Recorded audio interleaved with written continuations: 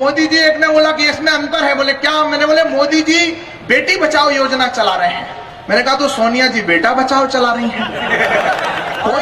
JNU में नारे लगे, मैं आपके पीछे तक के लोगों की चेतना को आवाज देता हूं। जेएनयू में नारे लगे कि हर घर से अफजल निकलेगा, हर घर से अफजल निकलेगा। बहुत तनाव में था देश कि ये क्या कह रहा है कन्हैया। मैंने कहा कन्हैया बिल्कुल ठीक कह रहा है। मैं तो कहता हूं कि हर आदमी के अंदर से तक अफजल को निकल जाना चाहिए। और मैंने कहा कन्हैया तुम्हारा नहीं निकल रहा है तो तुम कायम चूड़ खाओ। फिर वो हैदराबाद से बोला, मनहूसियत का दूसरा नाम ओवैसी, बोला कि मैं भारत माता की जय नहीं बोलूंगा, भारत माता की जय नहीं बोलूंगा। सबने कहा, उससे लंबी लंबी कविताएं लिखी गई कि बोलना पड़ेगा। बोला, टीवी चैनलों पे डिबेट हुई, बुद्धिजीवी बैठे, बुद्धिजीवी वही जिनकी बुद्धि में जीव पड़ गए, उसको अभिव्यक्ति मानने लगे। सबने कहा कि बोलना पड़ेगा। आप पीछे तक के लोग मेरी बात का समर्थन करें। अगर आप तक बात पहुंचे तो इस कवि सम्मेलन को कवि सम्मेलन बनाने की कोशिश करना कि कविता दृष्टिकोण होती है।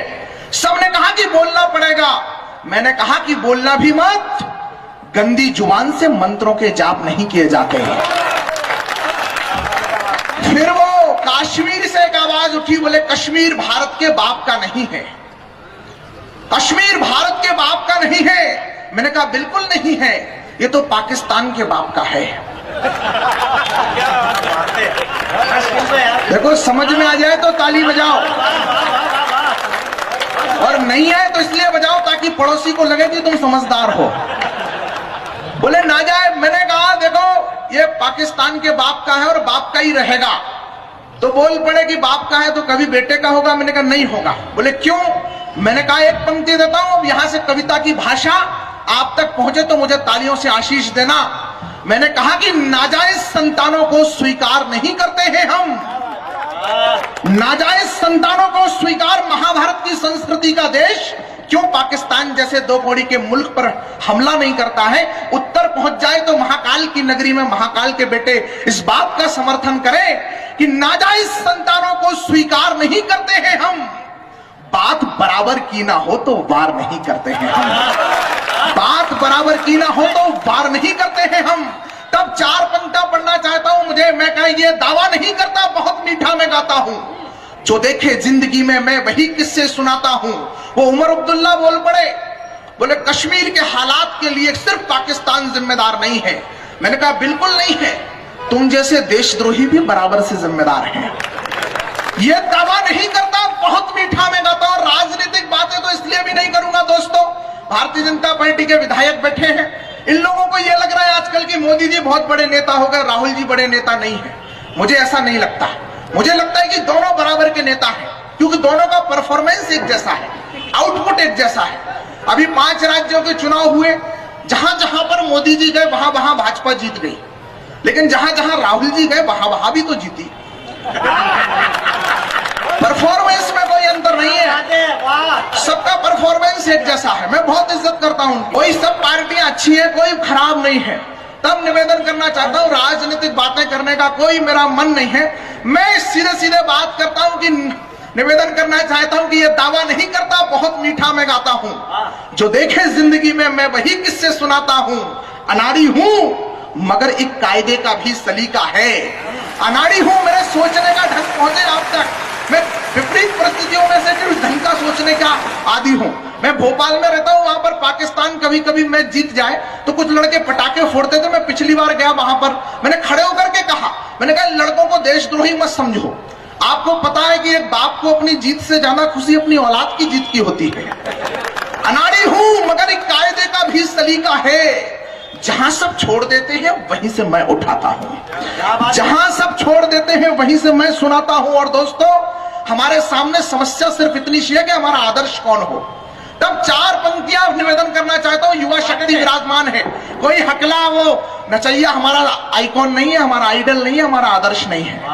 हमारा आदर्श कौन है? 4 पंक्तियां पढ़ता हूं, आपके हाथ आकाश में लहराते हुए देखना चाहता हूं। 9 वर्ष मना रहे हैं, आप सबको बधाई देता हूं। और 9 वर्ष के प्रारंभ में मैं 4 पंक्तियां पढ़ना चाहता हूं कि बनना है तो युवा साथियों भारत की तकदीर बनो, धर्म ध्वजा की रक्षा करने पार्थ के तीखे तीर बनो, त्याग समर्पण देशभक्ति की एक नई बुनियाद बनो, सिंह, सुखदेव, राजगुरु, चंद्रशेखर आजाद बनो। भगत सिंह, सुखदेव, राजगुरु, चंद्रशेखर आजाद बनो। राष्ट्रपुत्र गांधी जी के पावन पुण्य विचार बनो। श्यामा प्रसाद से लाल चौक में भारत की जयकार बनो। मंगल पांडे जैसा तेवर लाओ, वैसा बन जाओ। साहस का पर्याय बनो और सावरकर सा बन जाओ। मैं सूरत में कविता पढ़ रहा था कि एक पत्रकार महोदय ने टोक दिया, बोले राष्ट्रपुत्र गांधी जी, हम तो उन्हें राष्ट्रपिता कहते हैं। मैंने कहा जिस भारत माता को राम, कृष्ण, गौतम, नानक, महावीर, विक्रमादित्य और ना जाने कितने बेटों ने अपनी मां मानकर के पूजा हो, उस देश में राष्ट्रपिता की अवधारणा नहीं रची जा सकती। मैं गांधी जी का बहुत सम्मान करता हूं। जिस महापुरुष के सम्मान में 200 देशों ने अपना झंडा झुकाया हो, वो असाधारण नहीं हो सकता। मैं पंक्ति निवेदन करना चाहता हूं कि मैं मान रहा हूं उस महासमर में गांधी की अगवानी थी, उनके पुण्य विचारों की भी यह दुनिया दीवानी थी, पर यह भी मानो उसके पीछे ताकत थी बलिदानों की, भगत सरीखे वीरों की और शेखर से हनुमानों की, जिसके साहस को देख फिरंगी बहुत अधिक डर जाते थे। बड़ी लाश थी फिर भी उनके पास तलक न जाते थे। जब गोरों के मंसूबों पर घोर घटा छा जाती थी, तब गांधी जी की याद उन्हें समझौते को आ जाती थी। 7 लाख कुर्बानी दी थी, भीषणतम संग्राम हुआ, बिना जंग के नहीं सुलभ आजादी का परिणाम हुआ। डर से बंटवारे का दंश, नमस्ते सदा वत्सले, मातृभूमि गाने वाले लोग बैठे होंगे। बंटवारे के दंश पर उंगली रखने की कोशिश मैं करता हूं। अगर आपके मन में भी अखंड भारत का सपना है, तो बंटवारे के दंश पर अगर ठीक उंगली रख जाए तो मेरे तर्क का समर्थन करें कि डर से झुका फिरंगी शासन, डर से झुका फिरंगी शासन और अधिक झुक सकता था।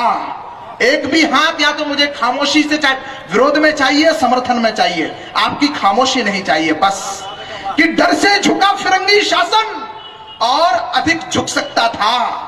कुछ लोग समर्पण ना करते तो बंटवारा रुक सकता था। कुछ लोग समर्पण ना करते तो बंटवारा रुक सकता था, लेकिन उनको तो जल्दी थी सत्ता को हथियाने की, सीएम, पीएम, सांसद, मंत्री जैसे पद को पाने की। इसीलिए तो समझौतों की शर्तों को स्वीकार किया और मिथक दुर्घटना कहकर नेताजी को मार दिया।